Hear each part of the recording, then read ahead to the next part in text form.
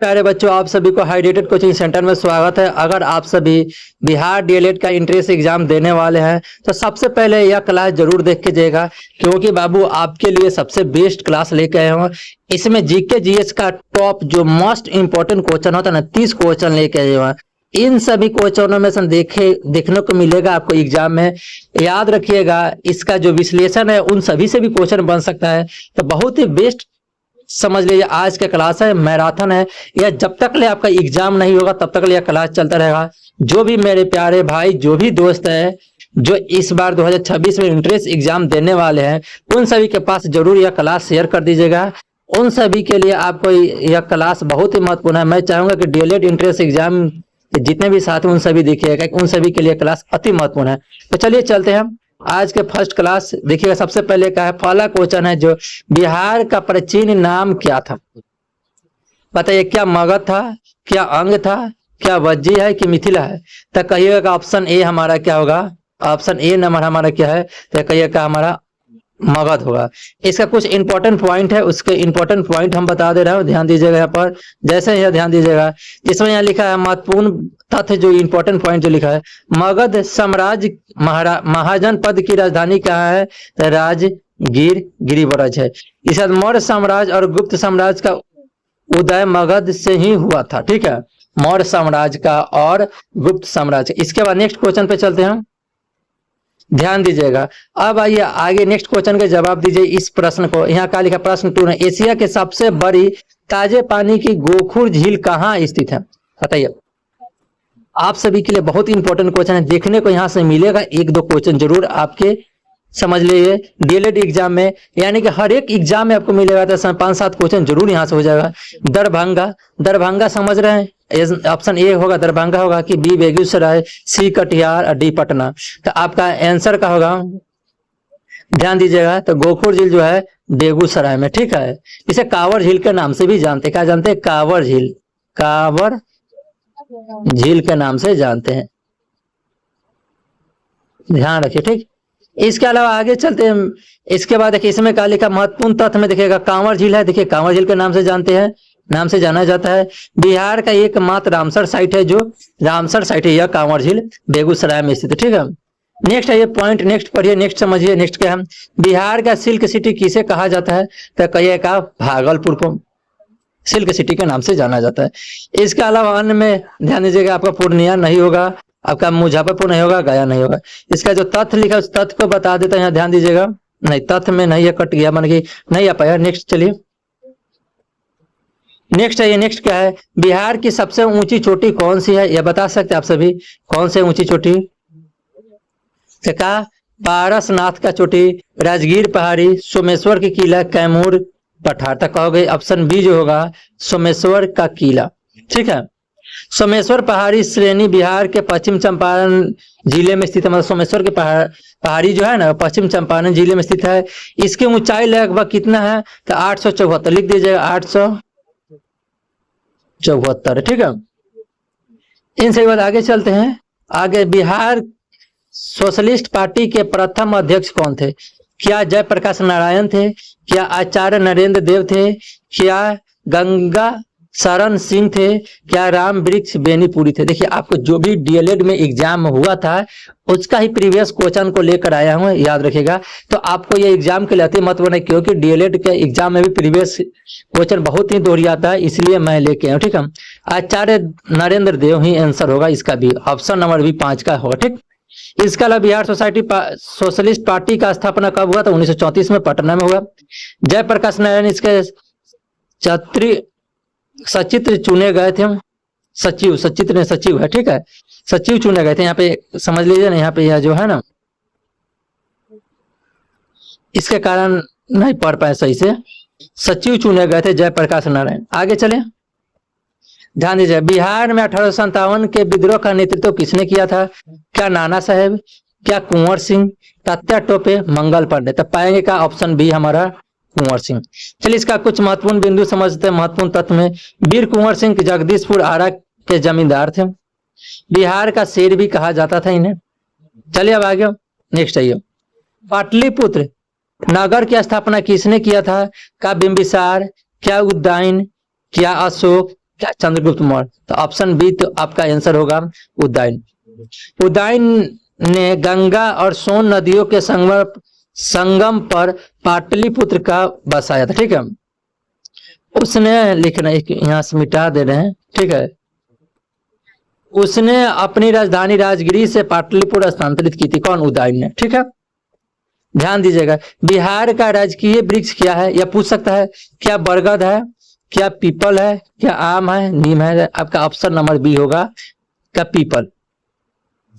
People के देखिए यहाँ, देखिए पीपल के नीचे भगवान बुद्ध का ज्ञान की प्राप्ति हुआ था। बिहार का राजकीय पक्षी पूछे तो गौराया यानी हाउस समझ ले का स्पैरो है, ठीक है।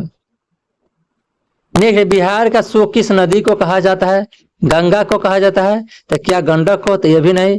क्या सोन को? तो नहीं। तो ऑप्शन नंबर आपका बी होगा, कोसी नदी को बिहार का शोक नदी कहा जाता है, ठीक। कोसी नदी अपना मार्ग बदलने के लिए जानी जाती है, जिससे बाढ़ बिहार में, उत्तर बिहार में आ जाता है, भारी बाढ़ आ जाता है। यह नदी नेपाल के हिमालय से निकलती है, ठीक है। आगे चलते हैं, महात्मा गांधी का प्रथम सत्याग्रह बिहार में कहाँ हुआ था? यही पूछ सकता है, इंपॉर्टेंट क्वेश्चन है कि क्या ऑप्शन ए है चंपारण, क्या पटना है, क्या वैशाली है, मुंगेर है? तो कहोगे ऑप्शन नंबर ए हमारा चंपारण है। कब हुआ था यह चंपारण में प्रथम सत्याग्रह? तो पूछे था 1917 में हुआ था। कब हुआ था? 1917 में। किस लिए? तिनकटिया पद्धति। तिनकटिया पद्धति का नील की खेती के लिए, का नील के खेती के लिए, नील की खेती के लिए याद रखें, ठीक है। इन सभी के बाद हमारे पास का राजकुमार शुक्ल ने के बुलावा पर गांधी जी बिहार आए थे। मतलब यह 1916 में, जो 1916 में बताओ लखनऊ अधिवेशन हुआ था अंबिका चरण मजमूदार के द्वारा।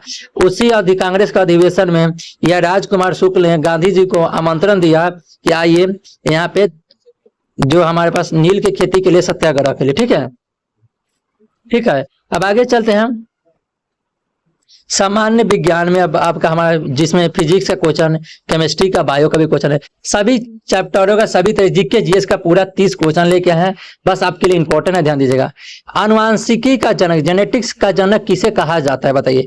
क्या चार्ल्स डार्विन का, लैमार्क को, ग्रेगर जॉन मेंडल को, रॉबर्ट हुक को? तो ऑप्शन नंबर बी आपका होगा ग्रेगर जॉन मेंडल, आनुवांशिकी के जनक, ठीक है। मेंडल ने अपने जो सिद्धांत दिया, अपना जो भी अपना प्रयोग किया, वह किस पौधे पर था? पी मतलब मटर के पौधे पर किया था, ठीक है। इस बात को ध्यान रखिएगा। रॉबर्ट हुक ने कोशिका की खोज किया था, इसलिए कोशिका खोज किसने किया पूछे तो आपको रॉबर्ट हुक खोजा, ठीक। इसके अलावा आगे चले, रक्त का थक्का बनने में कौन सा विटामिन सहायक होता है? यह भी आपसे पूछ सकते थे। क्या विटामिन ए है, क्या विटामिन सी है, क्या विटामिन के है, क्या विटामिन डी है? तो आपका ऑप्शन सी होगा विटामिन के। आइए, विटामिन डी की कमी से चोट लगने पर खून का बहाना बंद नहीं हो पाता है। मतलब समझिए विटामिन के हो गया। और आपसे पूछ सकता है कौन सा प्रोटीन है, पूछ देता कौन ऐसा प्रोटीन है जो रक्त को थक्का जमाने में सहायक होता है? बताइए। क्या कहोगे? का फाइब्रिनोजिन। क्या करोगे? फाइब्रिनोजिन हो गया, फाइब्रिनोजिन नोट कर लीजिएगा। विटामिन डी की कमी से रिकेटस रोग, सूखा रोग होता है। अच्छा, ये तो मालूम है कि फाइब्रिनोजिन जो होता है रक्त को अंदर माने जमने नहीं देता, मैं बाहर जमता है। और रक्त को अंदर कौन ऐसा प्रोटीन है जो नहीं जमने देगा? तो कहोगा हिपैरिन, हिपैरिन, ठीक है। सब इंपॉर्टेंट पॉइंट लिख देते हैं, आप लोग ध्यान दीजिएगा। नेक्स्ट है, शुद्ध जल का पीएच मान कितना होता है? तो कहोगे शुद्ध जल का पीएच मान 7 होता है। हमारा ना ए होगा, ना बी ए होगा, ना सी माने 8 होगा, ना 9 होगा। शुद्ध जल एक उदासीन होता है, इसका 7 से कम अम्लीय होता है और 7 से अधिक क्षारीय होता है। जिसका पीएच मान 7 से कम हो वो अम्लीय होगा, जिसका पीएच मान 7 से अधिक हो वो क्षारीय होता है। यह बता सकता है पीएच स्केल का खोज कौन किया था? तो कहोगे सोरेनसन है, सोरेनसन, सोरेनसन, ठीक है। आगे चलेंगे बाबू।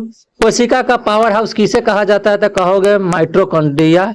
ऑप्शन नंबर हमारा बी होगा। क्या हमारा राइबोसोम होगा? तो नहीं। क्या लाइसोसोम होगा? तो नहीं, केंद्रक नहीं होगा। अच्छा, राइबोसोम क्या है? प्रोटीन का फैक्ट्री है। लाइसोसोम क्या है? आत्महत्या की थैली है, ठीक है, इसे भी याद रखेगा। अच्छा, माइटोकॉन्ड्रिया में एटीपी के रूप में ऊर्जा बनती है। मतलब एटीपी का फुल फॉर्म पूछे तो क्या होगा? Adenosine, adenosine triphosphate. क्या होगा? एडिनोसिन ट्राइफॉस्फेट, फेट, ठीक है। नेक्स्ट आगे चलते हैं, एडेनोसिन ट्राइफॉस्फेट। नेक्स्ट, अग्निशामक यंत्र में कौन सी गैस उपयोग की जाती है? क्या ऑक्सीजन का, क्या हाइड्रोजन का, क्या कार्बन डाइऑक्साइड का, क्या नाइट्रोजन? तो कहोगे बी हमारा ऑप्शन होगा कार्बन डाइऑक्साइड का, ठीक है। अब यहाँ CO2 का आग बुझाने में सहायक होता है क्योंकि यह ऑक्सीजन की सप्लाई काट देती है। चिप्स में पैकेट में नाइट्रोजन गैस भरी जाती है। यह बता दी जो कार्बन डाइऑक्साइड इसका वायुमंडल में कितना मात्रा है परसेंटेज, तो 0.003%। ऑक्सीजन का पूछा था कितना होता है 21%, यानी कि ध्यान दीजिएगा ऑक्सीजन का पूछ सकता है तो कितना होगा 21%। हाइड्रोजन, ठीक है, हाइड्रोजन भी आ सकता है। आगे नेक्स्ट चलते हैं, साधारण नमक का रासायनिक नाम क्या है बताइए? साधारण नमक का देखा सोडियम क्लोराइड NaCl हो गया। पोटेशियम नाइट्रेट नहीं, पोटेशियम नाइट्रेट नहीं, या सोडियम कार्बोनेट नहीं, कैल्शियम सल्फेट नहीं। इसका होगा सोडियम क्लोराइड, जो रासायनिक सूत्र NaCl होता है। सोडियम कार्बोनेट को हम क्या कहते हैं धोने का सोडा। खाने वाला सोडा का होता है सोडियम बाइकार्बोनेट। अब पूछ दे खाने वाला सोडा जिसे हम NaHCO3 कहते हैं। इसके अलावा आगे चलते हैं बाबू, कीटों का अध्ययन को क्या कहा जाता है? तो कहोगे ऑर्निथोलॉजी, क्या एंटोमोलॉजी, क्या माइकोलॉजी, साइकोलॉजी। पता क्या होता है? साइकोलॉजी होता है कि क्या होता है बताइए? तो आप कहोगे क्या कीटों का कीट एंटम होता है एंटोमोलॉजी। उर्नीथो मतलब पक्षियों का अध्ययन। माइकोलॉजी, इसके बाद साइकोलॉजी, ठीक है, ध्यान दीजिएगा। 1 मिनट यहाँ खाली हो गया है, चलिए आइए यहाँ पर। रक्तचाप मापने वाले यंत्र का नाम क्या है बताइए? था क्या बैरोमीटर है, क्या स्पिग्नोमैनोमीटर है, क्या थर्मोमीटर है, लैक्टोमीटर। अच्छा, बैरोमीटर क्या नापता है? तो कहोगे बैरोमीटर जो है हमारा क्या वायु दाब नापता है। थर्मोमीटर ताप मापता है। लैक्टोमीटर दूध का मापन करता है। यही पे हमारा स्पिग्नोमैनोमीटर जो होगा आपका आंसर होगा बी नंबर आंसर। स्पिग्नोमैनोमीटर जो रक्तचाप को मापता है, बीपी क्या बीपी नापता है। बीपी जो होता है ना, बीपी जो हमारा 120/80 होता है, याद रखें, सिस्टोल बाई डायस्टोल होता है, ठीक है। रक्तचाप जो 120/80 होते हैं mmHg होते हैं, mmHg मात्रक में नोट कर लीजिएगा। बैरोमीटर वायुमंडलीय दबाव को मापन करता है, ठीक है।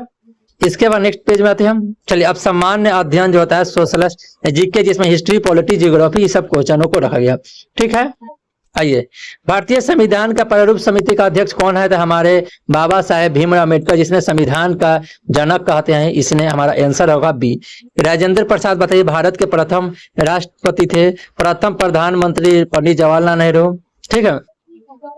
इसका बताइए अम्बेडकर को भारतीय संविधान का जनक कहा जाता है। राजेंद्र प्रसाद संविधान सभा के अस्थायी अध्यक्ष थे, यह भी हम बोल सकते हैं।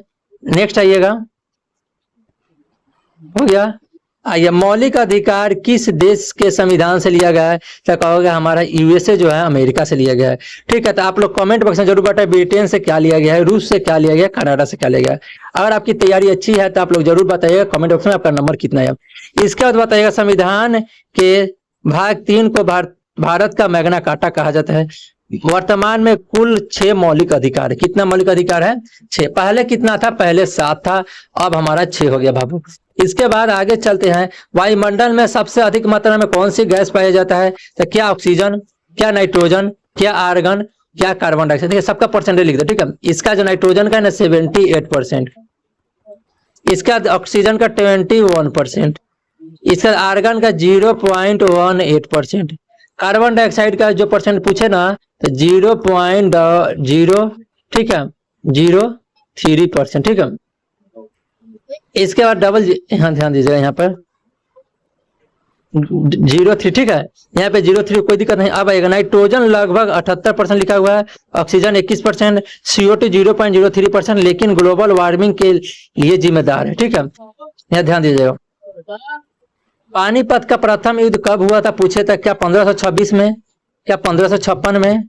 इसके अलावा पूछ सकता है आप लोग का, इसके अलावा का 1761 में, क्या 1576 में। तो आप बता सकते पानीपत का प्रथम युद्ध जो हुआ था 1526 में। यही युद्ध में हुआ था जिसमें बाबर और इब्राहिम लोदी के बीच युद्ध हुआ। इसमें इब्राहिम लोदी का हार हुआ और बाबर जीतकर मुगल वंश की स्थापना किया, मुगल साम्राज्य की। इसके बाद जहां तक प्रथम युद्ध जो 1526 में हुआ, द्वितीय पूछे था 1556 में हुआ और तृतीय 1761 में। ठीक है, आप कमेंट बॉक्स में बताइए 1576 में क्या हुआ था। देखिए, ये बाबर के जीत के साथ भारत में मुगल साम्राज्य की नींव पड़ी। इसके अलावा आगे चलते हैं आप लोग के सौर मंडल का सबसे छोटी ग्रह कौन सा है। क्या शुक्र है, क्या बुध है, क्या मंगल है, क्या वरुण है। तो कहोगे हमारा बुध है सबसे छोटा ग्रह और सबसे नजदीक ग्रह है। शुक्र क्या है, सबसे गर्म ग्रह है, यह समझ लो कि पृथ्वी का बहन भी कहा जाता है। मंगल ग्रह भी है। वरुण हमारा क्या है, इस पर वरुण होता है और अरुण सबसे दूर स्थित ग्रह है। ठीक है, बुध शुक्र का सबसे निकट भी ग्रह है। शुक्र सौर मंडल का सबसे गर्म ग्रह है। ठीक है, हो गया। आगे चलिए, अब नेक्स्ट ये क्वेश्चन आप लोग ध्यान दीजिएगा। प्राचीन मगध की राजधानी क्या थी, बताइए। प्राचीन मगध की राजधानी, प्राचीन मगध की राजधानी पूछ सकते थे, क्या होगा। ऑप्शन बी होगा क्या पाटलिपुत्र, क्या राजगीर, जो राजगिरी, क्या वैशाली, क्या चंपाता। ऑप्शन हमारा बी होगा, क्या राजगीर। ठीक है, बाद में उदयन अपनी राजधानी पाटलिपुत्र स्थानांतरित की। ठीक है, महत्वपूर्ण तंत्र में ये होगा आपका 24 का आंसर हमारा बी होगा। इसके अलावा नेक्स्ट आगे चलते हैं। नालंदा विश्वविद्यालय की स्थापना किसने किया। क्या धर्मपाल किया था, कुमार गुप्त प्रथम ने किया, चंद्रगुप्त द्वितीय ने, हर्षवर्धन ने। आपका ऑप्शन बी होगा, कुमार गुप्त प्रथम ने। इसका महत्वपूर्ण तथ्य देख लेते हैं। कुमार गुप्त प्रथम किस वंश का शासक था, तो गुप्त वंश का। बख्तियार खिलजी ने इस विश्वविद्यालय को नष्ट कर दिया, मतलब जला दिया था। ठीक है, आगे चलते हैं। आपका जैन 26 नंबर क्वेश्चन में, जैन धर्म के 24वें तीर्थंकर महावीर का जन्म कहाँ हुआ था। क्या पावापुरी, क्या कुंडलग्राम वैशाली, बताइए। क्या कुशीनगर, क्या लुम्बिनी। हमारा क्या है 24वें तीर्थंकर, क्या है कुंडलग्राम वैशाली में हुआ था कि लुम्बिनी में हुआ था, क्या हमारा कुशीनगर में। आपका पावापुरी में हुआ था। ठीक है, तो आप महावीर स्वामी का जैन धर्म का अंतिम तीर्थंकर थे। प्रथम कौन थे, तो कहोगे क्या ऋषभदेव थे। पावापुरी में उन्हें निर्वाह प्राप्त हुआ। सॉरी, देखिए इसमें गलती हम करते, पावापुरी नहीं होगा हमारा, ऑप्शन जो भी होगा कुंडलग्राम वैशाली हुआ था। ठीक है, पावापुरी जो में है ना, उन्हें निर्वाण माने कि प्राप्त हुआ, माने मृत्यु हो गया, पावापुरी में गलती हो गया था, सॉरी। इसका आगे आएगा महावीर की पहली महिला बिहार की पहली महिला मुख्यमंत्री कौन थी। बिहार की पहली महिला जो अनपढ़ भी थी, तो हमारा सरोजिनी नायडू नहीं होगा, सुचिता कृपलानी नहीं होगा, तो होगा था राबड़ी देवी थी, हमारा मीरा कुमार। तो हमारा क्या होगा, ऑप्शन बी हमारा राबड़ी देवी। ठीक है, हमारा क्या होगा राबड़ी देवी। इसके बाद महत्वपूर्ण तथ्य में राबड़ी देवी बिहार की 3 बार मुख्यमंत्री बनी, यह भी ध्यान दीजिएगा। इसका समझिए, ये अनपढ़ मुख्यमंत्री क्या है, अनपढ़ मुख्यमंत्री। सुचिता कृपलानी भारत की पहली महिला मुख्यमंत्री थी। अच्छा, नेक्स्ट आगे चलते हैं। बिहार का सबसे शिक्षित साक्षर जिला कौन सा है, तो कहोगे क्या साक्षर जिला आपका रोहतास होगा। हमारा ना आंसर पटना होगा, ना मुंगेर होगा, ना औरंगाबाद। हमारा बी होगा रोहतास। क्या 2011 के जनगणना के अनुसार हमारा क्या है, रोहतास साक्षर जिला सबसे अधिक है। सबसे कम साक्षरता वाला जिला पूर्णिया है। इसके अलावा आगे चलते हैं। अब हमारे पास क्या है, यही आपके लिए बेस्ट शुभकामनाएं हम दे रहे हैं, बेस्ट विशेष है कि आपका एक सरकारी कॉलेज जरूर प्राप्त हो। बाकी यह क्लास पसंद है तो आप सभी कमेंट बॉक्स में जरूर अपने विचार दीजिएगा, कमेंट कीजिएगा। क्या आपको ऐसे ही इंपॉर्टेंट क्लास और भी चाहिए जिसमें और ज्यादा एनालिसिस हो, तो जरूर कमेंट बॉक्स में कहिएगा। क्योंकि भाई बिहार बोर्ड का बिहार डीएलएड का एग्जाम देना है, एक सरकारी सीट पक्का करना, तो इन सभी क्लास को जरूर देख के जाइएगा।